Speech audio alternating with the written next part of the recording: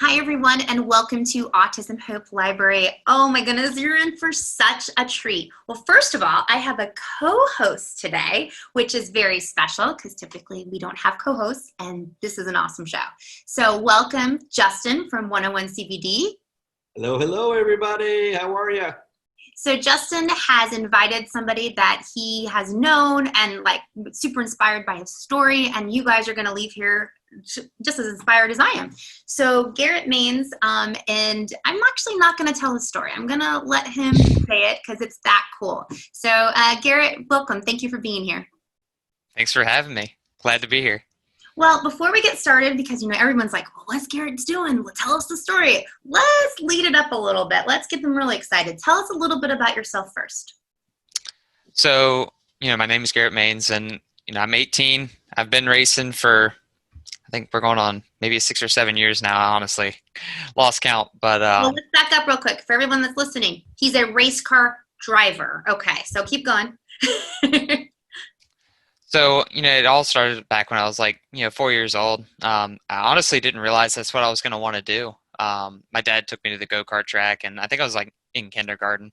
And I remember him telling me, I'll give you a milkshake if you just, put the pedal to the floor. And I ended up like, that was the incentive. So I went a little bit faster, and, he would keep pretty much bribing me to put the pedal down a little bit more. And I got faster and faster. And eventually, like, there was a period of time where I wasn't racing, and I always was asking, hey, when are we going back to the track? When are we going to the track? Because he was always racing go-karts. Like, he raced go-karts for 23 years, and I wanted to be able to race, but I didn't realize how much I wanted to race until I got the opportunity in arena racing when I was 10 years old. And that's like mini cup cars. We race indoors, and that is literally the most fun racing and the most entertaining racing I've ever been a part of. Now, let's back up a little bit. So for those watching that might have not heard your story before, you were diagnosed with autism, correct? Yes, ma'am.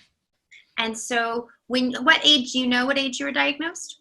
I think it was either 2 or 3 years old. Okay.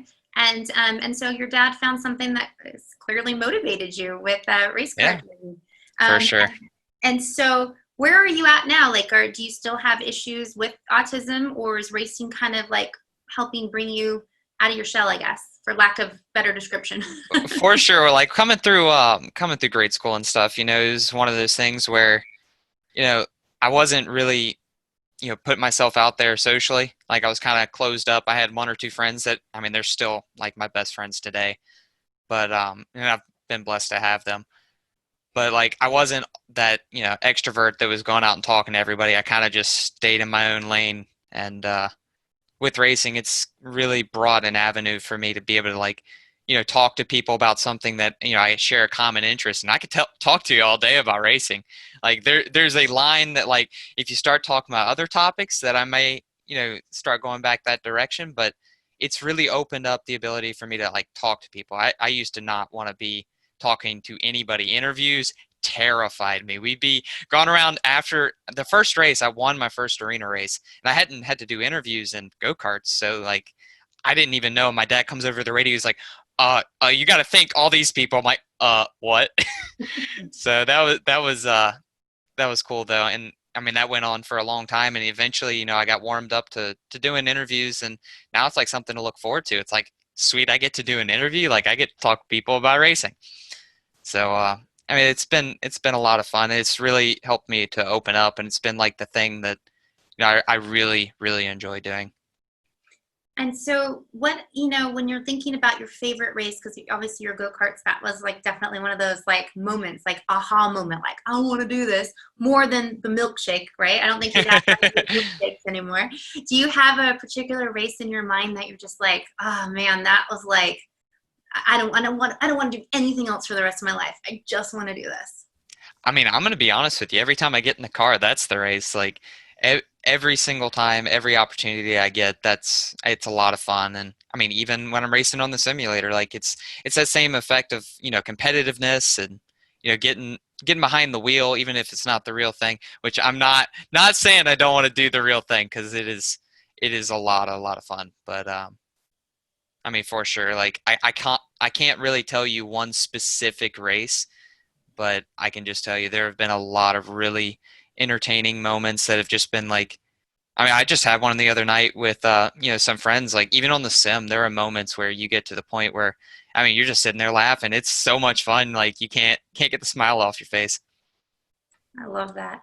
Justin, do you have anything you want to jump in?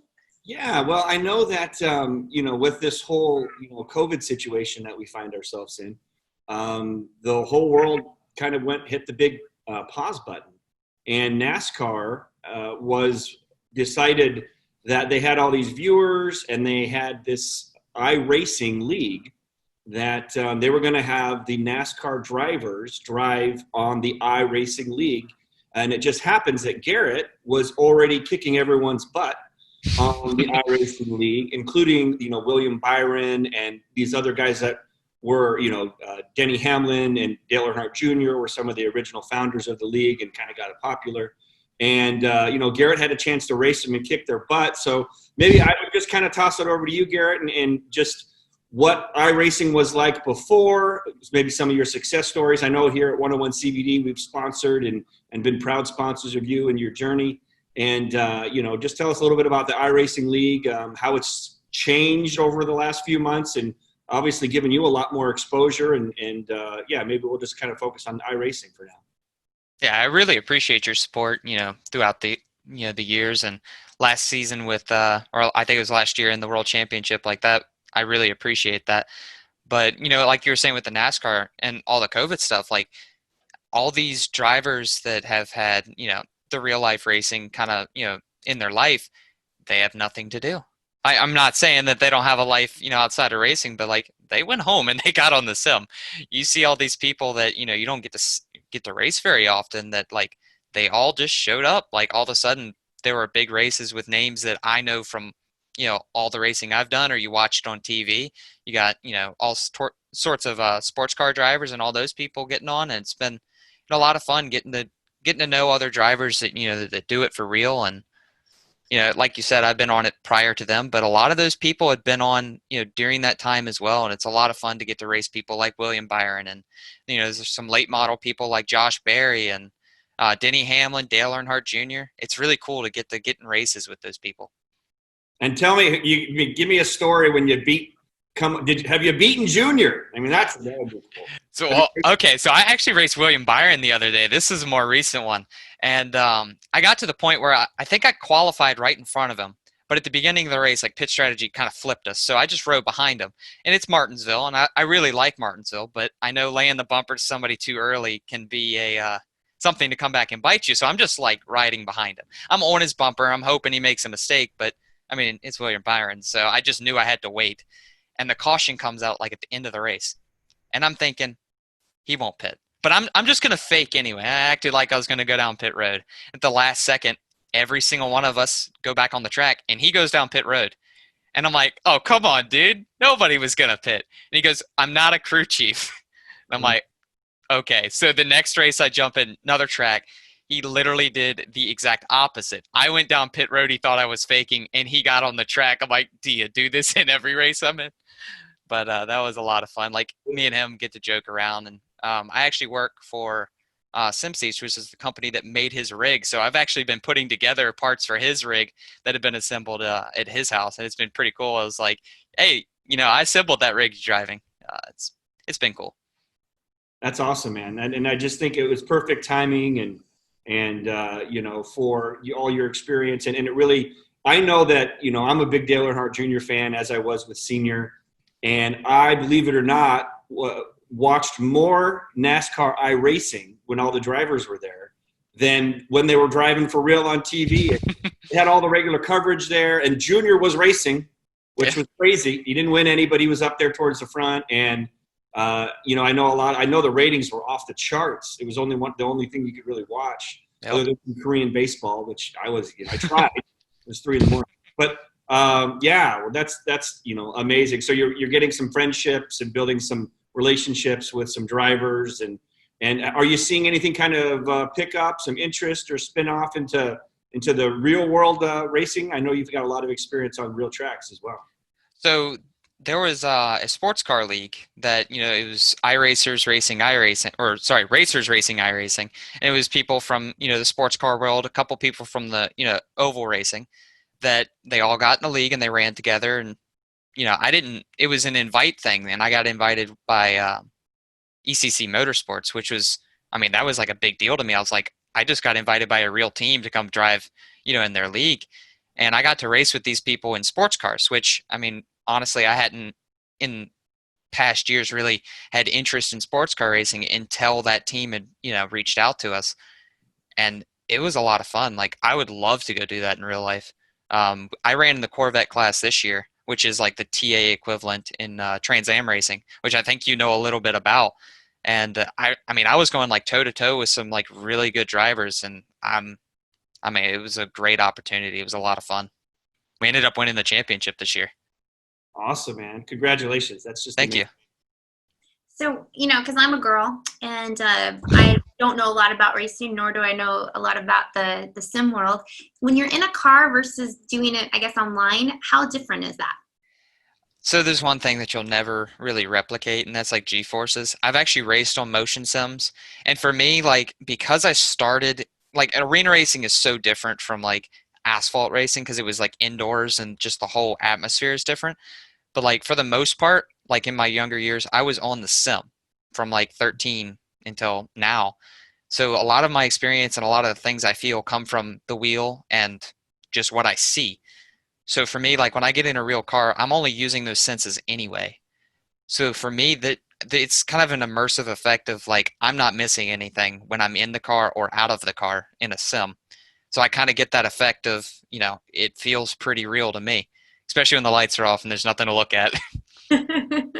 So is it I guess in the sim world, do a lot of people transfer over to the real car world, I guess? A lot of the people that I race with in the sim are really good in real life. A lot of those people, especially at the top level in sim racing, they race in real life. It's actually cool. There are some people that, that are on my team now that I used to pit next to in like real life racing. And it's like, oh, sweet. I know you. Awesome. Where do you see yourself in 5 years from now? I'm really hoping it's in the NASCAR series, one of the ladder series. Just hopefully we can find some some funding and some sponsorship to get there. Honestly, I wouldn't mind racing some sports car races. Like honestly, if you give me a steering wheel, give me a car, and put me on the track, I will be very happy. But for sure, Oh, anything goes for me. that's awesome. And it sounds like you're building or helping build race cars now, right? That's what you Well, were saying? I'm building simulators. Oh, I okay. work for SimSeats, and we build like really high end. It feels like a real race car. Yeah, it's as like it's a very nice simulator. We do the motion stuff, and now we're doing a little bit of rear traction loss. Like we're making them as real as we possibly can, and it's like really cool. I go to work and I do exactly what I'd like to be doing at home. So That is awesome. Did you ever like, kind of set it up and get it going and be like, well, let me show you how to race and yeah, we just say we're testing it. yeah, It needs to be. I need to make a couple laps, make sure it's gonna work. that's awesome. So how do people follow your journey, Garrett? You can follow me on Facebook at Garrett Mains, Twitter at Garrett Mains or Garrett Mains Racing, Garrett Mains 1 on Instagram, and every once in a while I'm streaming my races on Twitch, and I'm Garrett Mains 1 on Twitch, and that's iRacing races mainly. That is so cool. I love it. I mean, as a mom, it's really cool, like seeing kids do their dream and, work shouldn't be work. It should be, just something you always want to do. So I love it. You're living For the sure, dream. You're living the no dream. doubt. What message do you have to people watching right now? Yeah, just for the people watching, like, for me, I was always, when I started out, younger, it was, autism is why, you're antisocial or all this. But, I found racing, and that has literally changed my life. Like, it has brought me out of my shell. It has made me friends that I never, expected to have. It's just really I found common ground with a lot of people, and it's really cool to be able to find something that you really like doing. And like you said, living the dream. Like if you like what you're doing, especially like if you like where you're working, you like what you get to do as a hobby, if you like what you're doing at home, like find something that makes you happy, and it changes your life. I love it. And you can talk racing all day long because that's what you For get to sure. do. Yeah, like that's awesome. I love it. Justin, do you have any thing to add?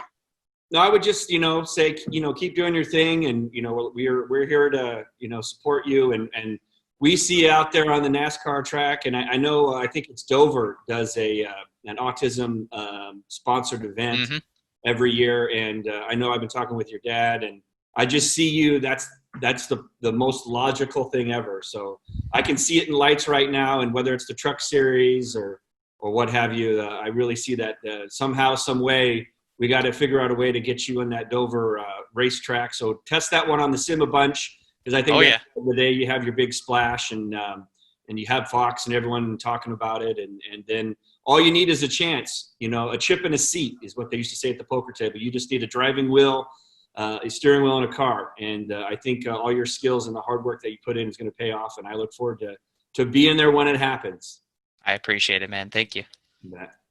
Well, thank you, Garrett, for being here. Thank you for inspiring so many. And, even as a girl, and I don't really understand the whole thing, it sounds really cool. And I love that you're doing your dream, and I love that you're living your dream. And, anything that can put a smile on your face and make you motivated to keep on going. I mean, and your dad doesn't even have to give you milkshakes anymore. So that's even, I love it. So again, guys, if you want to follow his journey, you can follow him on Instagram, Twitter, or Facebook. And, like Justin said, we're looking forward to seeing your name in lights. I appreciate it. Thank you. All right. And to everybody watching, thank you so much. And thank you, Justin, for co-hosting this. This was fun. Anytime. Until next time, you guys. Bye.